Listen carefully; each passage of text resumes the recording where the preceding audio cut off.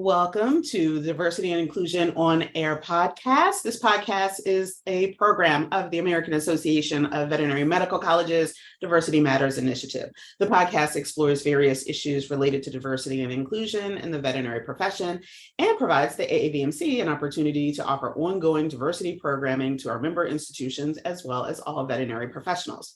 My name is Dr. Lisa Greenhill, and I'm the Chief Diversity Officer here at the AAVMC. Now, today we're going to be talking about conflict resolution. Longtime listeners, you may know that or may remember that we discussed conflict resolution maybe about 2 years ago in episode 99 with Doctors Kenita Rogers and Nance Algert. So today we're revisiting this conversation because conflict never goes away. To the point, I was kind of prepping for today's show, and according to some market data that I reviewed, about half of all employees see conflict primarily in the workplace, primarily due to interpersonal issues. So kind of, different communication styles, different personalities, maybe a little ego. And about a third noted that workplace stress is kind of the triggering, the kind of instigation of conflict along with heavy workload. Right. And the reality is it just goes downhill from there. About 1/4 of employees cite leadership or managerial failures, even dishonesty kind of causing conflict in the work environment. And what's really interesting is kind of some of the impact of this, right? So in the US, about 58% of US workers quit their jobs because of disruptive workplace conflicts, right? And that's from a study from Randstad, US. Another 40%, so almost all of your employees, right, want to quit because of the office culture, or they don't feel like they fit in, right? Now, from any perspective, these data are troublesome. But from a DEI perspective, this is particularly troublesome for me. I kind of raise my eyebrows and, stretch my eyes a little bit when I hear some of this data. Now, we discuss workplace culture, burnout, all of these things all of the time. And even in hiring situations, even in kind of admissions, sometimes we have conversations about fit assessment and what does it mean to kind of fit into the office culture. And what if that office culture is already toxic and you're just looking for somebody who can withstand that, right? And so these are really big things for us to kind of consider. Nearly half of all staff also kind of wonder if they fit in an environment that's, from a climate perspective, where I study institutional climates, that really, I would be burning down places. I really would be having some serious conversations with AAVMC member institutions if 40% of their students said they didn't fit in. So additionally, while I haven't seen any data specific to conflicts with clients out in the clinical setting, we know that this is an area that is really in need of exploration. Kind of what is triggering some of those conflicts? Certainly some of it might be finance, some of it is communication, all of these kinds of things. But there's a lot of chatter about the role of client behavior with veterinarians and veterinary staff. And its impact on workplace well-being and burnout and all of those things. So we're really challenged by both our clients, in clinical settings, but also just the folks we actually work with, our colleagues. And so today we're going to talk about a little bit of skill building in this area, because I think that this is a space that we all could be doing a lot better in veterinary medicine. So to that end, my guest today is my special AAVMC colleague, Dr. Heather Fedesco. Welcome to the pod. Thanks, Lisa. I'll give you a little bit about my background. I'm the Assistant Director of the Spectrum of Care Initiative at AAVMC, so I'm helping to think strategically about how to make deep-level curricular changes in veterinary education. Of course, in doing so, that leads to some conflict and also how the strategies to get through that. But I received my PhD in interpersonal communication from Purdue University, and that degree has been pretty great because it set me up for a lot of different really cool opportunities. But part of that training included focusing on, how to communicate to others to affect change, to affect behavior change, which then also includes how to, manage conflict, handle conflict resolution and things like that. I loved learning about the topic. I loved teaching about the topic. It's super pervasive and it's a salient issue. And so whenever I could incorporate into my classes with students, I loved sort of talking through that. I mean, people are interested to learn how to hone these skills, right? Yeah. And then, thinking about some professional development programming that we could develop to help colleagues sort of manage this better. I did some of that work while at University of Georgia, coming up with some programming there as well. So it's a great topic to discuss. We can never stop talking about it, and we can never stop being good at it. I am constantly trying to figure out how I can do a better job at managing conflict too. So I might know a thing or two, but still takes a lot of practice to be good at it. Right? So I'm happy Especially to talk in the moment, right? In the moment, gosh. like pulling one's skills can be hard. Absolutely. I mean, really what we all should be doing is just tons of simulations. Like who's got time for that? But that's how you build the skills, right? But Yeah, you got to work the muscle and make sure that you're kicking that info all the way up to the front of the brain where you can actually, respond appropriately. So, well, I'm so glad that you are on the show. Of course, for those of you who do know, I don't share the background with Heather, but we do have the org development and org change piece in common. And I also just want to shout out Purdue and UGA because you name checked them and there are vet schools there. So, we got to get our points when we can. Great programs, great schools. Love being part of those institutions for sure. So let's get into it. So, let's talk about conflict. Like we kind of know it when we see it.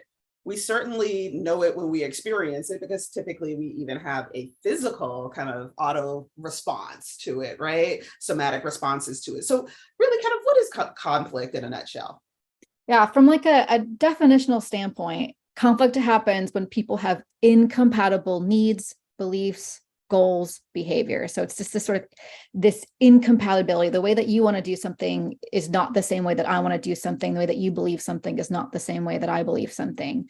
And that incompatibility increases when we become more interdependent. So when your goals or behaviors are more likely to impact my goals and my behaviors. And so that, increases opportunities for conflict. And so you can imagine the more interdependent you are, like your colleagues that you work with every single day, right? You're going to have a lot more interdependence than maybe someone that you see once every year or something like that.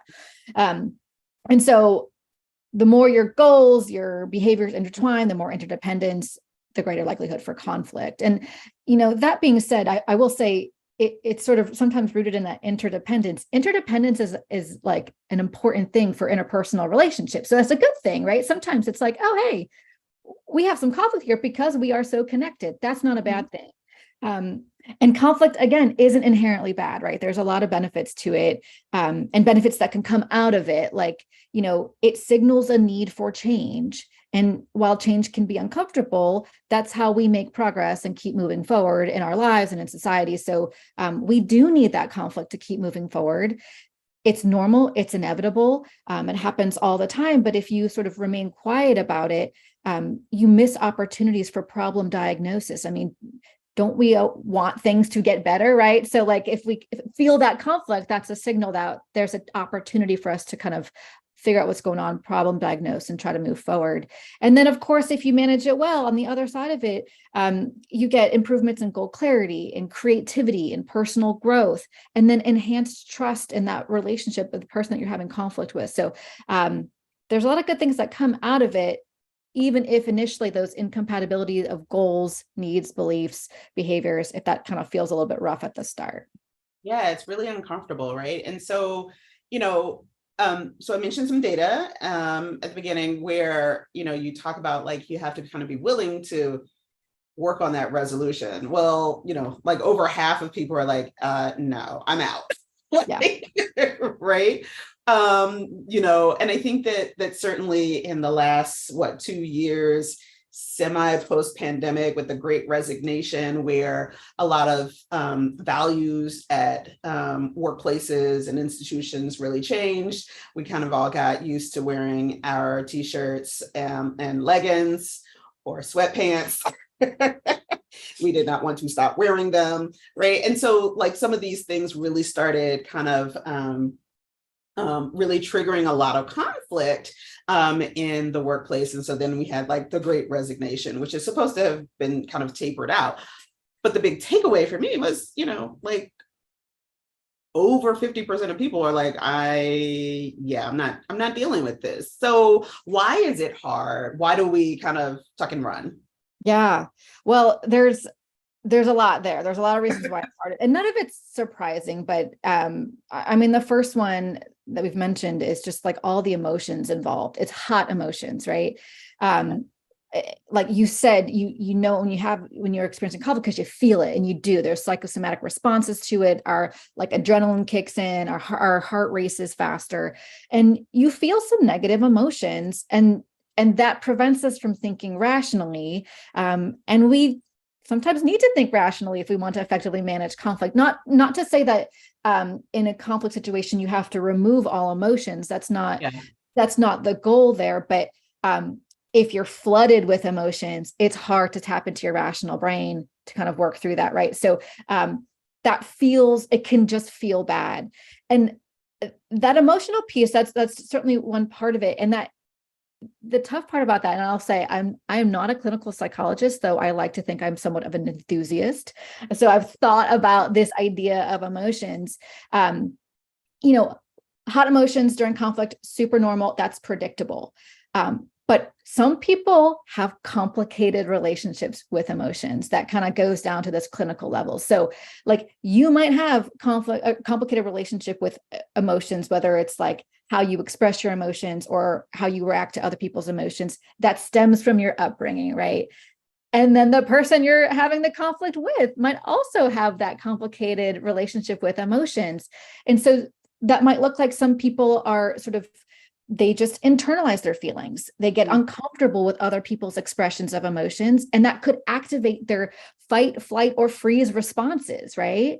And so, or, when they see somebody else, getting angry, it shuts them down, right? And of course, if like your sympathetic nervous system has shut you down, how are you supposed to like engage in conflict with like effective management, right?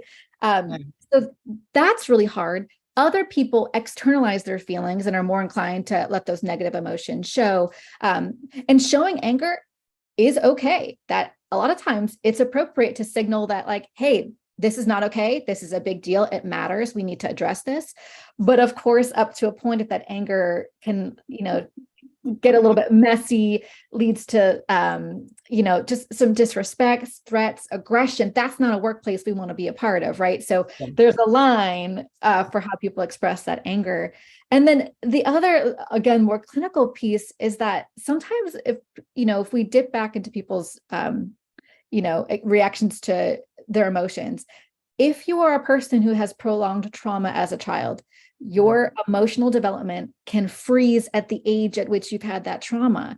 So if you've ever witnessed an adult having a legit temper tantrum because they aren't getting what they want, it's like, I've seen people lose their minds, like my 3-year-old does when I say you can't watch another episode of Bluey. Like it's sometimes you're like, what is happening here? And if you take a step back, in all likelihood, if they are acting like a child, the sad part is it may have been because of some unresolved and unprocessed trauma. And that is an unfortunate thing. But those are the people that we sometimes are dealing with, right? Like that person might be the client that is angry at you for not helping their dog in the way that they wanted to, and now they're threatening to sue you. Or could be your colleague, your associate dean that you're trying to work with to make curricular changes, and they might bring this to the table when you're trying to navigate this like conflict situation, and that is hard, right? It's really hard. I mean, like you talked about your 3-year-old, this kind of the maturity around emotional regulation, right? And it can be really hard. And as you mentioned, childhood trauma can have a huge impact because you kind of get stuck there unless you really kind of work through it. Now, keep in mind, like some of the well-being data show that most veterinary students have at least one adverse childhood experience, right? Now, that doesn't mean that they're ever all going to fly off the handle, but it does mean that they may have some predisposed kind of leanings to not necessarily process or manage emotions and regulate them, at an age appropriate way. Right. And that, like, I mean, that's, to me, that's the trickiest part of all, is like that emotional piece. And I think we all have to do the work of like figuring out where we're at and how we express our emotions and react to other people's. And I mean, you talk about veterinarians, like that's a lot of personal development work. And some folks don't have the time, even though it is valuable, right? But like, it's work on top of all the other work. Right. I'll also add too, so that's some of the emotional piece, but like tied a little bit to that, there's also like, we engage in so many like perceptual biases when we're engaging in conflict. So when we feel like when our emotions are rising, like we said, we can't think rationally as well. And so we rely on or we make some perceptual errors, right? Mm-hmm. And so some of those errors are dramatically oversimplifying the situation. So we're more likely to make stereotypical judgments, placing the blame on the other person, ignoring important information. We might see conflict as worse than it actually is. And maybe sometimes we're like, it's not even worth our time to deal with, all the effort it takes to resolve this. So I'm going to step away. We have this idea maybe that cooperating with the other person means that we're losing. And so like, if the person I'm fighting with is happy, I must be losing. And that's not a good thing, right? We assume that we know what other people are thinking, or that we are expressing ourselves clearly and effectively, that they know what I'm saying. Like I've just explained to you what I'm saying. I was crystal clear. Obviously you should get what I'm saying. And then of course, like we always think that we're acting fair, more responsible, more deserving than everyone else, that we are the better person in that conflict because we have access to that information. We know our motivations, we know our interests, we know our needs, and we don't know the other person's. And so all of these perceptual errors are. Yeah. I mean, from a diversity perspective, Heather, like that just opens up the floodgates for things like, unconscious bias. All of the icky stuff that might be lingering in the subconscious starts just kind of coming up, especially when we're talking about cross-cultural conflict, cross-racial conflict, sometimes cross-age conflict, like, boomers and millennials are like, they're most darn millennials, and I'm like, they're 40. Like, not babies anymore. I mean, they might still be living in your basement because they're poor, but not like, it's like they're grown. Chill out, right? And so we have these generational pieces, and it just makes the conflict escalate. It really makes that conflict escalate. I will admit, I was on TikTok last night. Here comes a TikTok story. And it was two people who apparently had gotten into a little squabble over a parking space, right? Okay. Like we've all kind of stalked the person up and down the aisles trying to get to the parking space. And the very angry young man was a soldier, had uniform on, and he went nuts. He got the parking space, but the other folks were like, we got a parking space, but it was like, hey, you cut in front of us, and they just kind of wanted like to do a little check, and hey, just acknowledge that you stole the parking space, some accountability, right?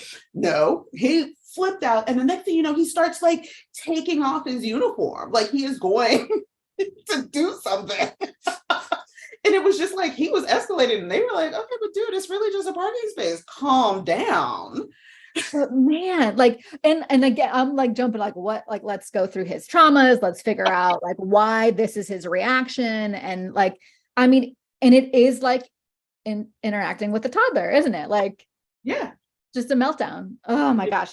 Epic meltdown, right? It was an epic meltdown. But I also really appreciated, this kind of win-lose piece, because I think that we also are living in such a polarized period of time where like folks just seem to assume that everything is a zero-sum game, right? There is no space for compromise. What is moderate?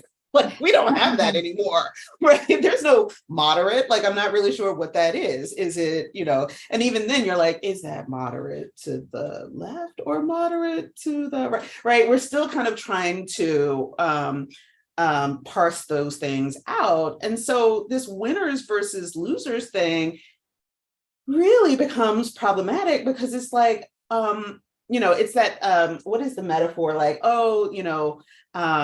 if you get something, Heather, then there's less pie for me if you get a piece. Yeah. Right. And I'm like, I mean, we can just bake another pie. It's just pie. It's just pie. Why are we fighting about this? Like, you get a piece, I get a piece, we get another pie. It's not a big deal, but it is this kind of zero sum. Yeah. Well, and there is a lot of like research on when people will sort of compete in a conflict situation versus when they'll cooperate. And the secret is let's all try to cooperate, right? Like that's like constructive conflict resolution. But obviously not everyone brings that energy to a conflict, right? But there are some factors that will increase or decrease the likelihood whether you're in this competitive win-lose game or not. And so there's something called social value orientation. And so some people are just predisposed to respond to conflicts in either pro-self ways or pro-social ways. So that's sort of like a natural characteristic. Some people are natural cooperators. They want to maximize their own outcomes and the outcomes of the other person. That's great. But some people are individualists and they want to maximize their own outcomes and like not even thinking about the other person, but I want to get what I need. And then there are some people who are natural competitors where it's like, not only do I want to get what I need, I want you to lose out. Like, I don't want you to get anything, right? So that's sometimes that's the orientation that some people are bringing to the table. But you may be familiar with some of the research on the prisoner's dilemma game. It's this simulation of social interaction. It's used in experiments to, figure out whether people will cooperate or compete. And so in some of that research, they found that some people are more likely to compete when the stakes are higher. So if like there's more resources up for grabs, that might activate our competitive side. If they don't expect that they'll interact with that person again, they're more likely to compete. That makes sense. And like even like a simple thing of like in their mind labeling the other person as a competitor versus a partner activates our competition side. So the cool part about that is that feels like a simple thing of like, if you just shift your mindset, if you are in conflict with somebody and shift your mindset to see them as a partner, not like an adversary, that might help you get a little bit more to that cooperation. But the other interesting stuff on that research is like, there's this norm of reciprocity. So like, whatever you do in one situation, I'm more likely to reciprocate. So if you're more likely to help me in a situation, I'm more likely to reciprocate back. That's a good thing. If you are out to get me, and like, I'm more likely to retaliate. So like that sort of an eye for an eye mentality. But the tough part about that is that negative reciprocity tends to be stronger than the positive reciprocity. So while we are more likely to sort of return kindness with kindness, we are even more likely to return unkindness with hostility. So we like escalate that payback. And the other part is like that sort of the norms that we're setting in like a workplace culture. If you have a competitive person in that environment, people are like, even if you are a cooperative person, people are quicker to turn competitive than they are to turn cooperative. So like that if you think about the people who make up a workplace, if you've got one person or a couple people that are really competitive, and especially in that conflict, everyone in that group is probably going to merge to that sort of norm of competitive conflict management. Even if you do have some people who are predisposed to be cooperative. So that's getting at the culture shift that you need to make in how to chip away at that competitive drive, because once you start, like, that's that toxicity. Once you walk into that, this is an eye for an eye type of establishment. It just feels terrible. And it's not going to lead to constructive conflict resolution. So so that's some of the things that sort of get us into that competing. I need to win and you need to lose in conflict, and that it's just not helpful. Yeah. So Heather's not saying we're all trash. I'm certainly wanting to compete over the single slice of pie. But she is saying some of us have some issues we need to work through. we do need to work on that. And I say that I am a competitive person. I am an athlete. I love that. And there's like healthy competition, right? It's not a bad thing, but like I mean, take a step back when we're thinking about like resources and people's needs, and like if you are walking into a personal situation where you want the other person to lose out on like basic needs, like what is wrong with you? Like, come on. Yeah. But it's that scarcity model, right? If you believe that there's just not enough, so I got to get mine first, then you're going to be more likely to kind of fall into some of these traps. And I mean, I can tell you from my own experience, and I will readily admit to folks on the pod that it's taken me a long time to get to the way that I try to manage conflict. And fortunately, that has come from both the DEI work, but also from parenting and also kind of parenting a child who has experienced some trauma, right? And really just kind of like, I can't escalate this, like that will be very, very bad.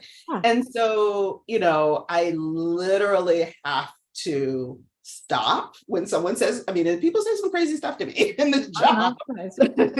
People say some crazy things, but I just literally have to stop, put a smile on or a small smile, and just stay in the moment. Like, and oftentimes, we are, especially if we're competitive and we want to be right. And it's not even if it's not that we want people to lose, like one of the kind of default settings for me is, I want you to come over here to this side. Like, I want you to have an open mindset and this and that, And so like, I can't beat people down and try to win and expect them to buy into this DEI stuff. Like those two things don't go together. So I've really had to learn how to just, in some ways it feels like pushing it down, but it's like, no, I can't have that type of reaction right now.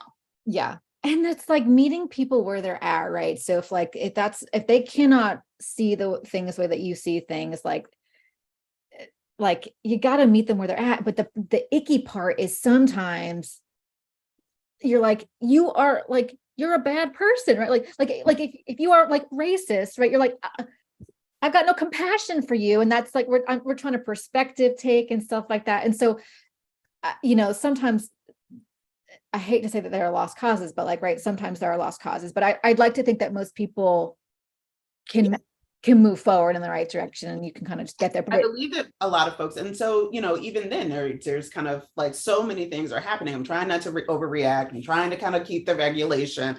I'm also trying to assess whether or not this is a lost cause or not. Because if I feel like I can't make an impact in the, front of the room after the talk, literally you got 3 minutes, if that. If I can't make any type of impact after talking for an hour and now talking for 3 minutes, like I'm like, it is so nice to meet you. Good luck. Yeah. Enjoy your interactions with other people. Right. Sure. Good luck with that future conflict. So Heather, we know that, diversity is we certainly at AAVMC believe diversity is good. It's one of our core values. But we also know from, a lot of research around diversity in the workplace is, yes, it has great outcomes. Yes, you can have better abilities to do more complex problem solving, all of those kinds of things.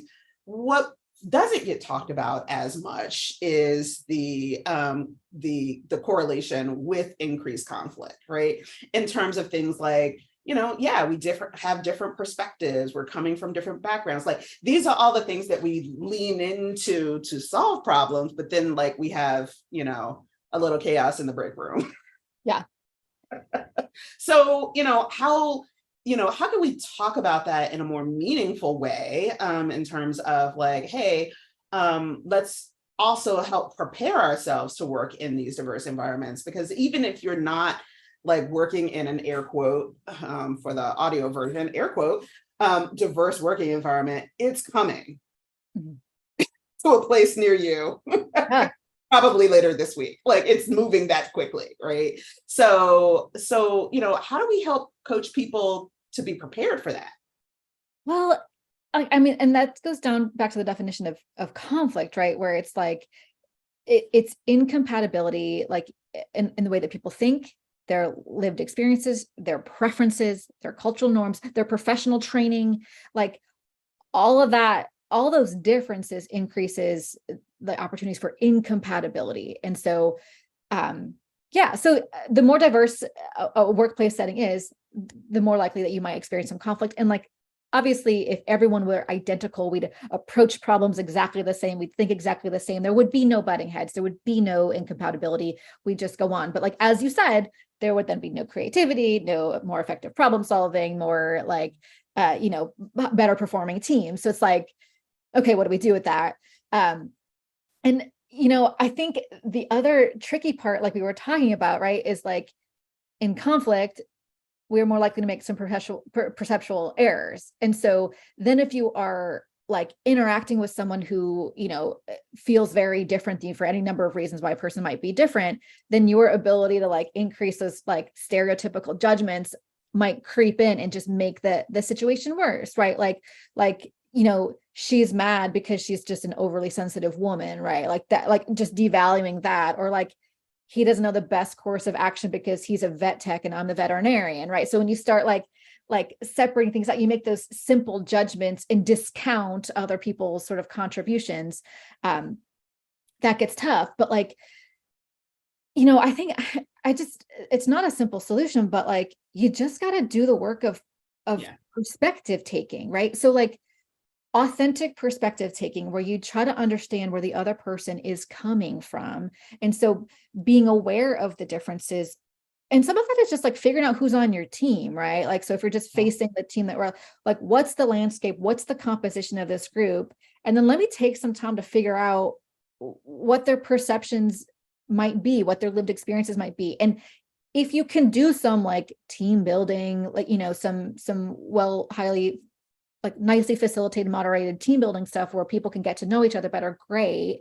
But sometimes do the work of figuring out like what people who are a different race than you, or gender or sexuality or any of those things, do the work of figuring out what it's like by like reading some books, listening to some podcasts, following some people on social media, just to get a sense of like, oh, that's why they might react in these settings because of this particular experience, right? So it's work, but it's out there. That's like the beauty of like this day and age, is like, yes, we can. There's this idea of like in the 90s, we thought about like the world as like this like monoculture, right? Because we had like the one thing reporting on like the pop music that everyone liked. And then the internet comes around and we get all these different avenues, which is exciting and great. But that's, like, it's also showing light on that, like, oh, we have different preferences and beliefs and things like that. But that it also means that you have easy access to other people's experiences, to just try to do more authentic perspective taking, because that's sort of the first step, right? Like, you are upset. I need to try to figure out why you are upset. I'm going to do my best to communicate. But if I have access to other information about like what might be making you upset without you having to like clarify like your whole lived experience, right? Like, then that helps. That's going to help. Yeah. I mean, it is, to be clear for folks watching and listening, the literature also says that the return on investment is worth it, right? That even with that conflict that might be experienced with the diversity, that it's actually worth it in the long haul. So don't use that as an excuse, right? And besides that, the data seems like there's already plenty of excuses. Don't blame it on that one. Yeah. Well, and it's like preventative medicine, right? Like you don't do the work now, like you're going to pay for it later in terms of like the the cost of not like figuring out how to work with people who are different than like it's going to be. So we know that conflict also can be tied to well-being. Well-being is a huge issue in the profession. So one, I'd kind of like to hear your thoughts on that. And then we're going to move into like, okay, so how do people navigate this, right? But what are your thoughts on some of that conflict and the well-being piece? I mean, like, absolutely, like they are absolutely, conflict and well-being are absolutely like interconnected. And I was thinking about some of the interactions I've had with our practitioners and our workforce. You know, a lot of the work that we're doing for the Spectrum of Care initiative is like focusing on training veterinarians to improve their communication skills, to practice non-judgment, practice empathy, collaborative decision making. And one of the veterinarians was like, you know, a lot of my friends, we were like on the cusp of going into human medicine versus like veterinary medicine. And we chose veterinary medicine to avoid working with people.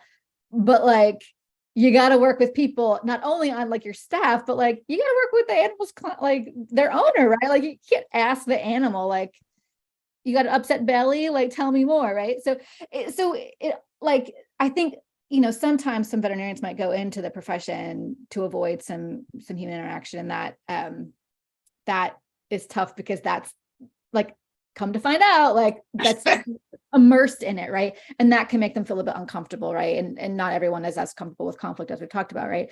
But yeah, so with conflict, there are higher levels of stress that leads to some like psychosomatic issues like headache, muscle tension, racing heart, all that stuff. It's connected to feelings of burnout. Like when it's so emotional and you're having feelings of anger and distrust and fear, like that's in your body, right? And that can threaten your self-esteem. Like you just described all the cognitive things in a given moment that you have to consider in that moment to know how to react. Like all that cognitive load, that is having an effect, right?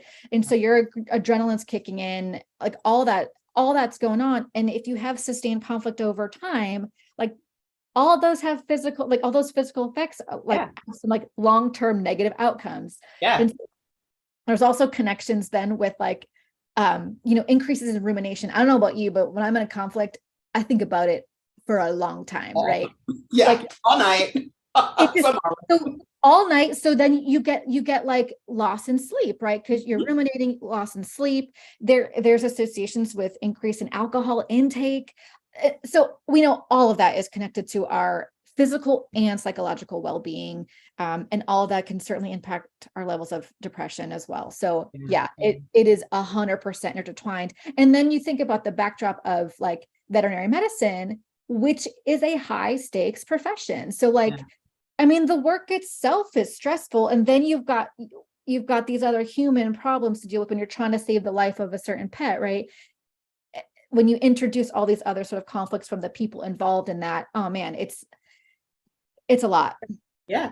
I mean, I often tell people, you know, when we talk about conflict, particularly between practitioners or the veterinary team and clients, you know, I'm like, look, they actually are that do continue to still have a high level of trust in the medicine.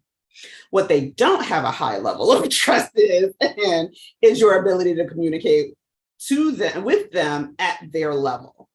Right. You're not meeting them where they are. You're not meeting them. They're not feeling connected as a collaborator, as a partner in this process. And I mean, this is not unique to veterinary medicine. This particular kind of issue is an issue across health professions. It's one of the reasons among many, including like here's the stress bunch of people who are experiencing health disparities. Like a lot of that is because of the stress, but it's also because practitioners are not able to meet them where they are, right? Which just makes you kind of end up in this like conflict vortex, if you will, right? It just continues to escalate until it turns into a Yelp review or worse. You know? And like, I mean, I've also heard things too from a lot of practitioners that like they see the client as the barrier to them practicing good medicine, right? So if I'm about to walk into that room and I'm looking at that client thinking they are a competitor, they are the barrier, that shifts my mindset to a competition in this conflict, and that's not how we're going to resolve the situation. We're not going to be able to effectively work together, right? But if you walk in that room thinking like, this is my partner, I need to work with this client together. We are partners in the journey of trying to help their pet. That's what we're all here for. I mean, that's a small step, and it's certainly not going to overcome a lot of things, but that mindset shift could help, right? Yeah. Like Yeah. you're setting yourself up for disaster if you walk in that room thinking that client is your adversary. It's just, Yeah. Yeah. Like they're in the way, despite the yeah, fact that like they have the Amex. yeah, Like, right. it's And great. they love their pet more than you, right? So like, Right. Yeah. Yeah. so work together. Yeah. Yeah. I mean, that's definitely, it's definitely a tough one. Yeah. Yeah. I mean, that mindset, of that kind of adversarial mindset sets up the whole team really to kind of, again, there creates a larger power imbalance between the client and the practitioner. And I mean, with respect to spectrum of care, it becomes a really big issue because, if we're training students to perform at a very high level and they're learning in, tertiary hospitals, they got specialists all over the place, and that's where they're doing some of that primary learning in the academic program. And then they're kind of coming out into the field and they're like, yeah, but I want to offer you the $7,000 care package. And the family is like, wow, now I feel like crap because not only can I not afford that, but I feel like you're gonna like diss me if I tell you that. And like, I'm not really sure what to do because we're down in the 3,000 level. That's what we can afford. And that's a good scenario with like actually 4 digits. Right. And the uncertainty of it all, right? So like if I'm the client and I need to trust you, but you've just hit me with this $7,000 price tag. I know nothing about veterinary medicine and I'm trying to figure out like, are you like, then you might like, are you trying to make a buck or like, isn't there something else? Isn't there something else we can do? I mean, so now you're at like, as the client, you're at such a disadvantage because you're like, I need to help my animal. I don't understand the landscape. I don't understand why this is costing so much and why the veterinarian may not be willing to offer anything else. Right. But there are things that they can do. There absolutely are things that practitioners are doing every single day. Yeah. Yeah. Yeah. So, all right, some steps. What do people do to kind of constructively conflict resolve or resolve? Well, and I mean it when I say this, and maybe you and I can develop some authentic simulation experiences where we hit the road and just like get people to practice. So I'm going to give you some of the tips, but of course, easier said than done. We got to practice these things. Sure. But these are some of the things that I sort of I've taught other people and that I like to try to remind myself is focusing on interests, right? And you've heard this before. Not the positions of the person, not the requests, but like why are they making those requests? What's behind the ask? What's behind the reason why they want to go to like path A and why it's not working with me? I want to go path B. Where are we both coming from? And so to actually help you focus on interests, we got to do some active listening. We got to we've got to be curious about the other person's differing opinion rather than this set of like, I need to win and like spend my time talking at you, explaining why I'm right. Take a pause and focus on curiosity of why are they coming from where they're coming from? Let me gather more information about them.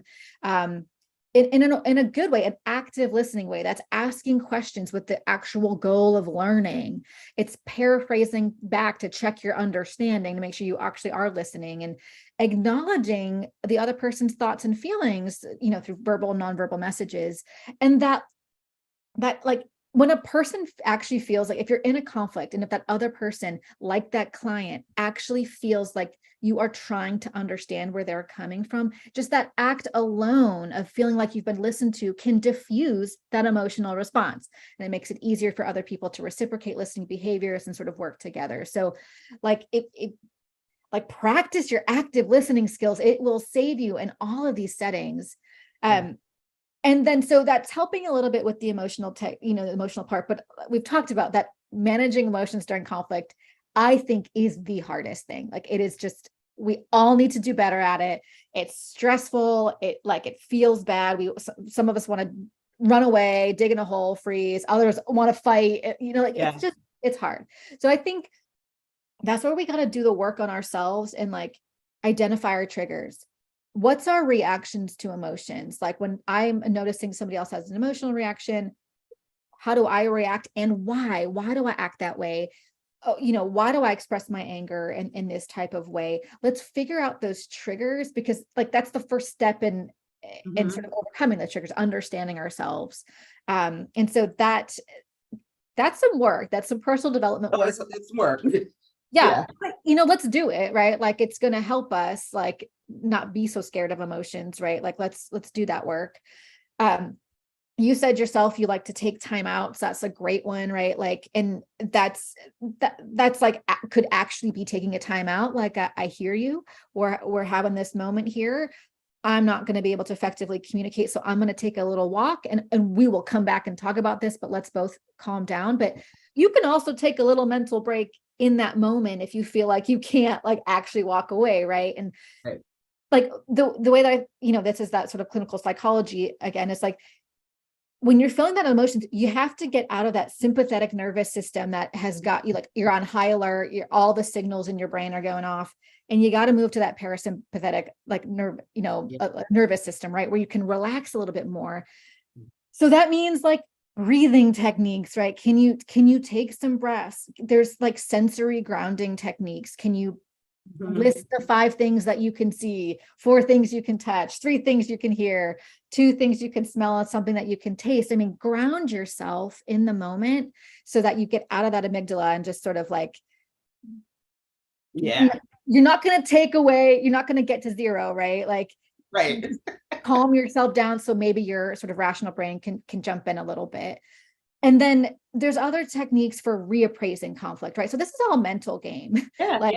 There's a lot of mental tricks that we can do to help ourselves respond better to that conflict. And so one of my favorite experiments that was done in some romantic relationship intervention studies was done by Eli Finkel and some colleagues. So they asked couples to reappraise conflict in a specific way. And so basically it's considering the conflict from a neutral third party perspective. So you might, like, here's the prompt. So you might say, like, so think about your specific disagreement with your colleague from the perspective of a neutral third party who wants the best for everyone involved. So that activates that cooperation. So this person sees things from a neutral point of view. How might the person think about the disagreement and how might they find the good that can come of it? So you start asking yourself these questions. You might then follow up that prompt by saying, it's helpful to take this third party perspective during interactions with others, but some people find it challenging to do that. So what challenges? Start listing the challenges of taking this neutral third party perspective during a disagreement. So you're identifying the obstacles, and then you remind yourself, well, people can still be successful despite those obstacles. So try your best to keep taking that third party perspective during interactions with your colleague, especially during disagreements. How do you think you can be successful in this perspective taking, maybe over the next couple of weeks or months? How might this perspective taking help you better manage disagreements in your relationship? So that's like a prompt that's used in experimental studies. And if you do that, there's a lot of benefits that could come of it. I would recommend thinking about, like, journal about it, write it down, talk with another colleague or a family member or friend to be like, here's the situation, help me take this neutral third person perspective. So I can just sort of diffuse the situation a little bit better. And then you might see some progress there. So, and then we've talked about, like, consider that person your partner, not your adversarial, or your adversary, and then do the work of learning about other people's perspectives. So those are some steps. So I mean, it really is a mind game, right? It really, really is about how do you get yourself to kind of just move to a different space. And I've often talked over the years on the show and certainly outside of the show about my mentor, the wonderful, illustrious Pat Patricia Lowry. And I remember calling her because I had a major conflict with a group. Just, I mean, I was losing sleep. I was like, just really, really wound up about it. And she said, well, what would success look like? Right? What would success look like? And, initially the first thought is that I win. Right. Because I'm right. Right, because I'm right. And I'm like, okay, now that we've vocalized that, let's put that on the shelf because that is actually not appropriate. Like I got to reframe this. And I mean, that was kind of a piece, I mean, very simple kind of a prompt. And I use it, I tell people all the time, like, what does success look like? And for me, that prompt is one of my go-tos. Like, I'm like, okay, so how am I going to either get out of this situation with minimal conflict? How am I going to diffuse conflict? Like, and sometimes, your idea of what success looks like might be really, really high on your spectrum or whatever. And you realize in that moment that success actually looks like nobody throwing a punch, like, like, right. But I mean, realistically, like that, I don't know if I can make this person see my perspective, but what I can do is listen.